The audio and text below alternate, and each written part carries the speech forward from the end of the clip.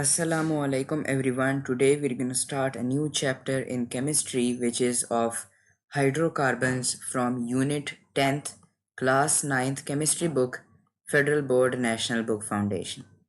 So let's start with the definition of hydrocarbons. Hydrocarbons are those organic compounds which are made up of only carbon and hydrogen atoms. They are known as the simplest class of organic compounds and they form the basis of all organic chemistry like fuels, plastic, medicines, etc. Now we have two types of hydrocarbons, saturated hydrocarbons and unsaturated hydrocarbons. Now what is the difference between these both? Saturated hydrocarbons are those hydrocarbons which contain all carbon to carbon single bonds. Their general formula is CnH2n plus 2, where n is equal to the number of carbon atoms. Let's suppose the n is equal to 1, so CH2n plus 2, where the value of n will be 1, so 2 ones are 2 and 2 plus 2 will be 4. So I'll have the molecular formula of CH4. Now, since the number of carbon atoms was 1, the stem or root word will be meth, and since hydrocarbons are alkanes, the suffix will be ane. So for CH4, the name is methane.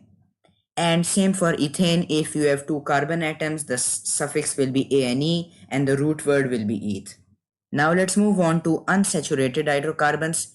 Unsaturated hydrocarbons have at least one carbon to carbon double bond or carbon to carbon triple bond. Now we have basically two types of unsaturated hydrocarbons. The first is alkenes, it forms a double bond, and the second is alkynes, which forms the triple bond.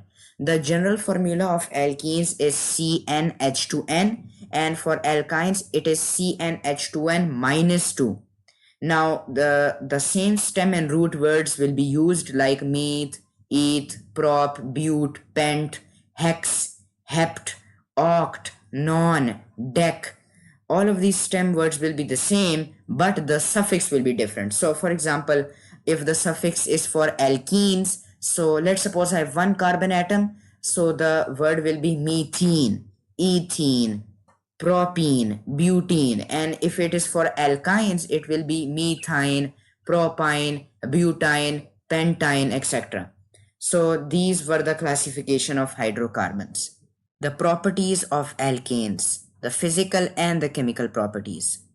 Lower alkanes, which range from 1 carbon atom to 4, are gases. The middle members range from 5 carbon atoms to 17 carbon atoms. They are known as liquids. And higher members range from 17 to so on. They are waxy solids.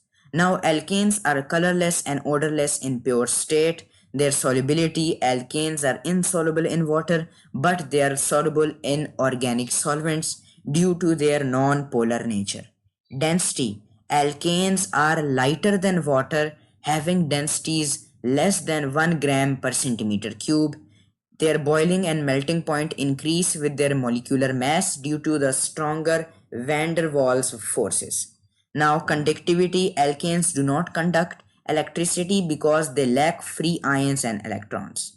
Now the chemical properties of alkanes, they burn in air and oxygen to form carbon dioxide and water, which release energy. They also react with halogens like chlorine and bromine. They are diatomic molecules, to be precise, in the presence of UV light, which is sunlight, and they replace hydrogen atoms with halogen atoms. Strong oxidizing agents can oxidize alkanes to alcohols, aldehydes, ketones, or acids depending on the conditions. Isomerism, alkanes with 4 or more carbon atoms can exhibit structural isomerism, which is the different structures, but the molecular formula will be same. Alkanes. What are alkanes? The definition of alkane is that alkane is a homologous series of saturated hydrocarbons. We talked about hydrocarbons in the previous lecture, where we learned that saturated hydrocarbons are those hydrocarbons which contain only single carbon to carbon bond. So alkanes, they are a homologous series or a family of saturated hydrocarbons. all the carbon atoms are joined by a single bond only. The general formula for alkane is CnH2n plus 2, where n is equal to the number of carbon atoms.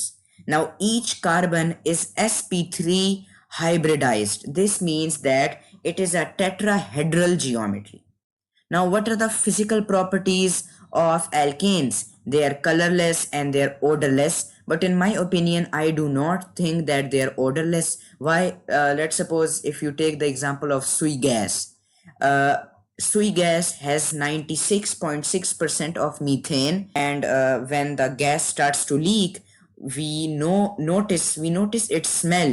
We know that the sui gas is leaking and how we need to stop it. And even when we go to the petrol pump, to the CNG, when we can even smell the methane located inside of the petrol. So in my opinion, the alkanes are colorless because they have some type of dye in it, but nevertheless they aren't odorless.